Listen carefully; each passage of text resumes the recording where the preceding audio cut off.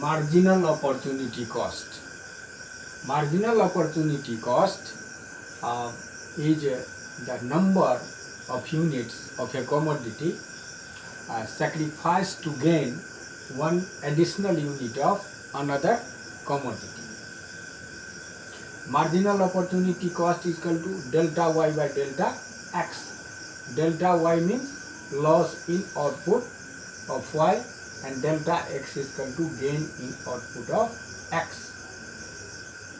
Marginal opportunity cost number है जिसे good x and Y में यदि गुड एक्स की मात्रा को हम बढ़ाते हैं तो गुड वाई की मात्रा को सैक्रिफाइस करना पड़ता है, उसे कम करना पड़ता है।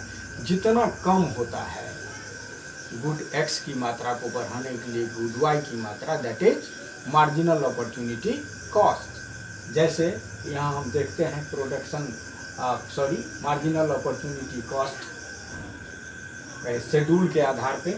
तो गुड, ये मार्जिनल अपॉर्चुनिटी कॉस्ट का शेड्यूल है। यहाँ गुड एक्स का प्रोडक्शन हो रहा है, गुड वाई का प्रोडक्शन, दो गुड्स का।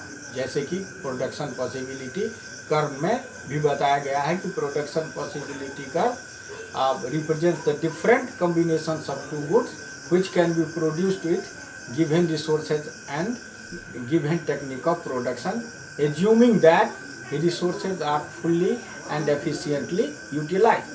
तो दिए हुए संसाधन और टेक्निक के आधार पे दो गुड्स का जो प्रोडक्शन किया जाता है, वैसी स्थिति में मार्जिनल अपॉर्चुनिटी कॉस्ट अराइज होता है, जो कि मार्जिनल अपॉर्चुनिटी कॉस्ट इंक्रीज करता हुआ होता है। वह हम शेड्यूल के आधार पे देखते हैं कि जब गुड एक्स का 0 यूनिट और गुड वाई का 75 यूनिट। अब चूंकि गुड एक्स का की मात्रा को जब हम बढ़ाते हैं तो गुड 1 यूनिट जब गुड एक्स का प्रोडक्शन किया जाता है तो गुड वाई का 5 यूनिट्स का सैक्रिफाइस किया जाता है।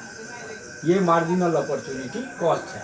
पहले 75 का यूनिट्स का प्रोडक्शन होता था, अब 70 का। वैसे ही एक और अतिरिक्त यूनिट्स का बढ़ता है तो फिर सैक्रिफाइस हो जाता है 8 यूनिट का, 70 से 62, फिर 50, 12 का, फिर 30, 20 का और फिर 30, अर्थात गुड वाई का 0 प्रोडक्शन हो जाता है।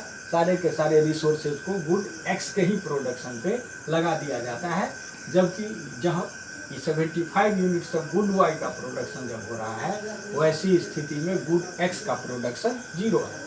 इसी को हम डायग्राम के आधार पे देखेंगे तो देखते हैं कि यहाँ प्रोडक्शन हो रहा है 62 यूनिट्स प्रोडक्शन जब हो रहा है तो 2 unit 62 units of good Y और 2 यूनिट्स ऑफ गुड एक्स का प्रोडक्शन हो रहा है। अब 1 यूनिट गुड एक्स का जब बढ़ाते हैं 2 से 3 पर तो हमें गुड एक्स का जो है वह 12 यूनिट का सेक्रीफाइस करना पड़ता है, क्योंकि यहाँ 50 का प्रोडक्शन होता है, जो कि पहले प्रोडक्शन 62 होता था।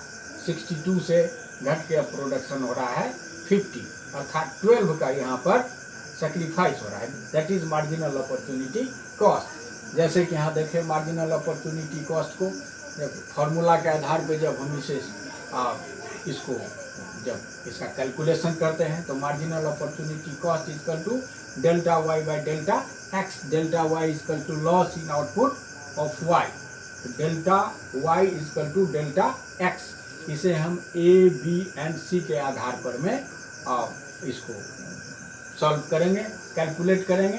तो ए बी यहाँ पर में कितना आया है, लॉस कितना हुआ है वाई का, डेल्टा वाई ए से लेकर के बी तक ए बी, और गेन कितना हुआ है एक्स का, तो बी से लेकर के सी तक। ये ए बी का वैल्यू कितना हो जाता है, यहाँ कितना सेक्रीफाइस हुआ है, लॉस हुआ है 12 का, और यहाँ कितना गेन हुआ है 1 यूनिट का, 2 से हुआ 1, 12 डिवाइडेड बाई 1 इक्वल टू 12। इस तरीके से हम मार्जिनल अपॉर्चुनिटी कॉस्ट की गणना करते हैं। मार्जिनल अपॉर्चुनिटी कॉस्ट क्या है, नंबर है जिस नंबर को एक एडिशनल यूनिट गुड एक्स का जो गेन करता है तो वह नंबर है गुड वाई का जितना नंबर सेक्रीफाइस होता है, that is marginal opportunity cost. आज के लिए इतना ही, फिर later we will discuss utility analysis, Marshallian utility analysis.